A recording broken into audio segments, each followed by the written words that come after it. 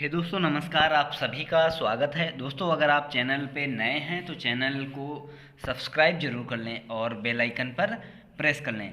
आज का जो पहला प्रश्न है वह है भारतीय संविधान कैसा है। तो भारतीय संविधान कैसा है, तो इसका सही जवाब हो जाएगा अर्ध संघीय या संघीयबद्ध। ठीक है, इसका ऑप्शन नंबर 2 सही हो जाएगा। ठीक है, भारतीय संविधान का ढांचा जो है एकात्मक विशेषताओं के साथ साथ संघात्मक भी है। भारतीय संविधान ना तो पूर्ण रूप से जो है संघात्मक है ना ही एकात्मक। ठीक है, यह दोनों का मिश्रण है। भारतीय संविधान अर्ध संघीय है, ध्यान में रखना है, महत्वपूर्ण है।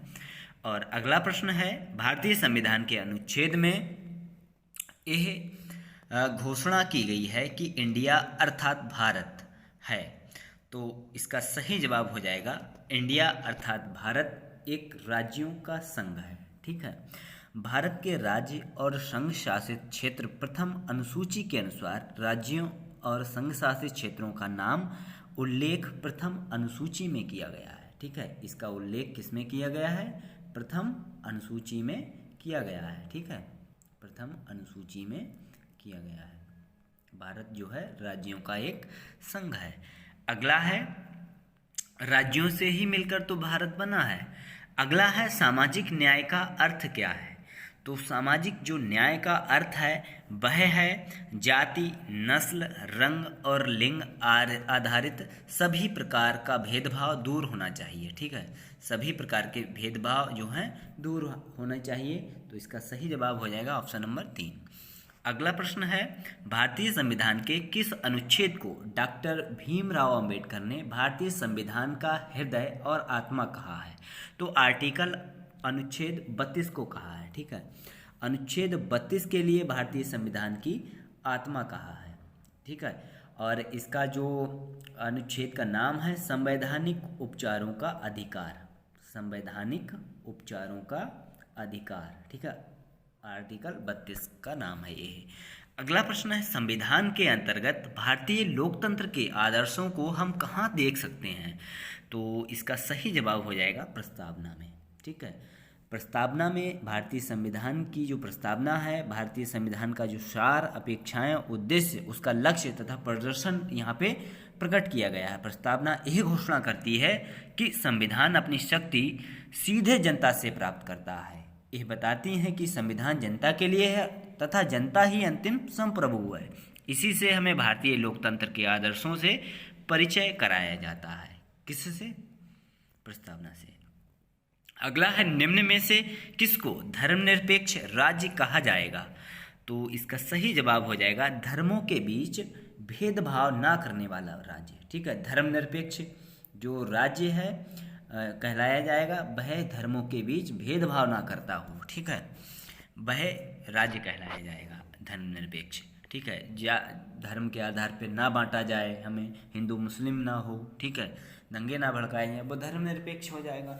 अगला है भारत के संविधान में भारत को किस रूप में वर्णित किया गया है। वही प्रश्न है, तो ऑप्शन नंबर 4 है। ठीक है, राज्यों का संघ के रूप में।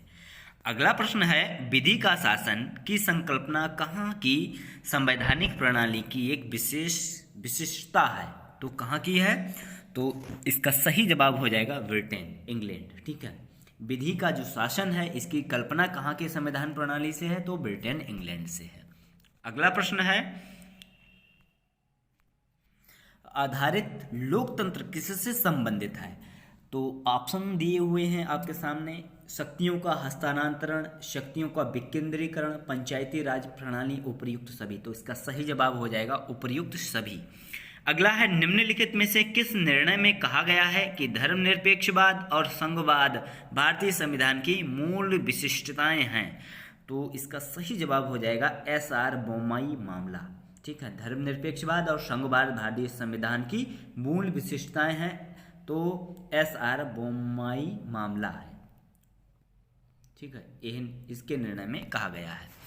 अगला प्रश्न है सार्वजनीन, जिसे कहते हैं सार्वभौमिक वयस्क मताधिकार दर्शाता है कि भारत एक ऐसा देश है जो धर्मनिरपेक्ष, समाजवादी, लोकतांत्रिक, प्रभुत्व संपन्न।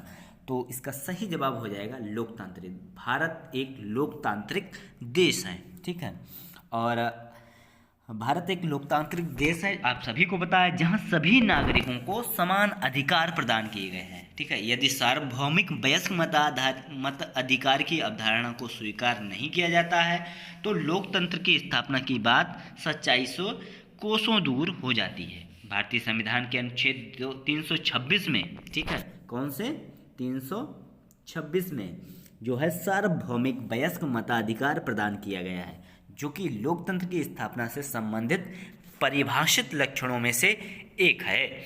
अगला प्रश्न है एक तंत्र का अर्थ है। तो एक तंत्र का अर्थ पूछा है यहाँ पे, तो इसका सही जवाब हो जाएगा मात्र एक व्यक्ति द्वारा निरंकुश शासन।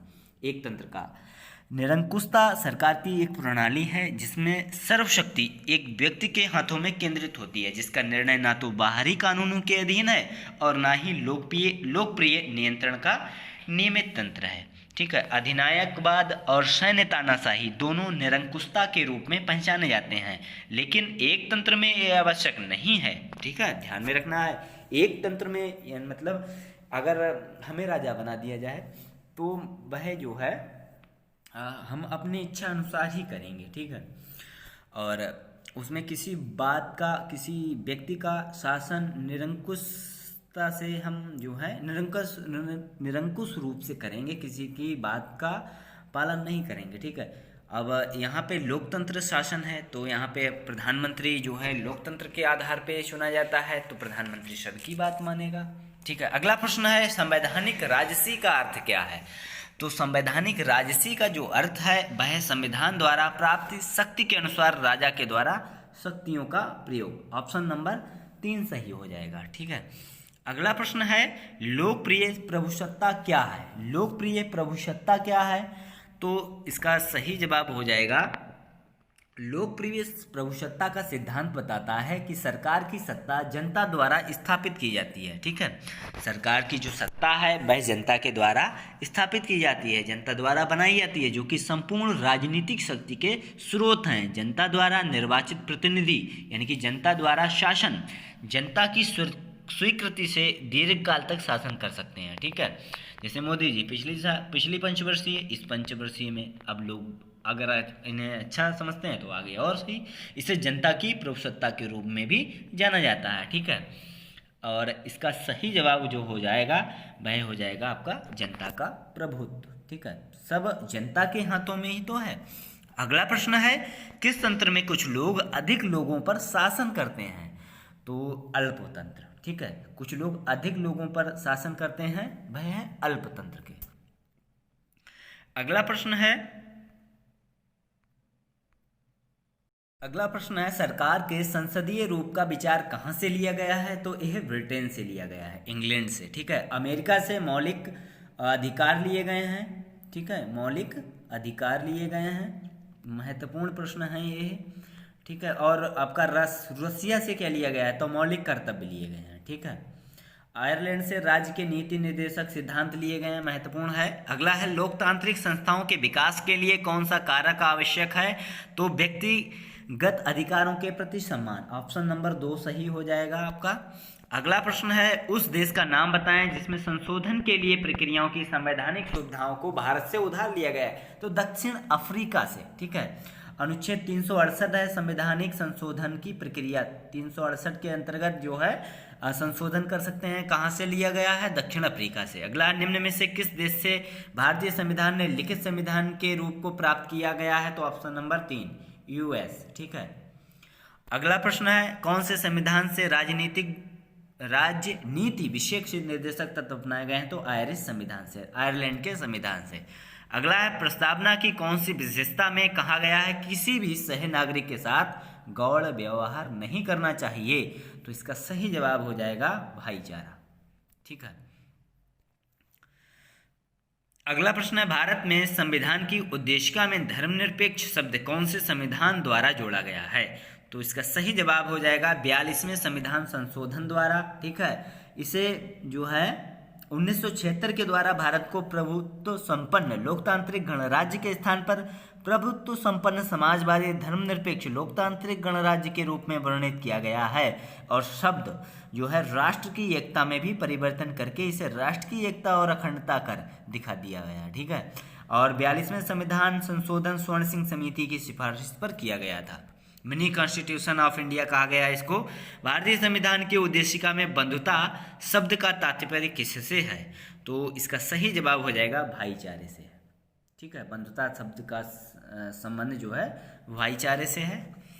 तो दोस्तों वीडियो कैसे लगा आपका कमेंट हमें इंतजार रहेगा, कमेंट के माध्यम से आप बताइएगा हमारे लिए। और अगर आप चैनल पर नए हैं तो चैनल को सब्सक्राइब करना ना भूलें। और धन्यवाद, थैंक्स फॉर वॉचिंग।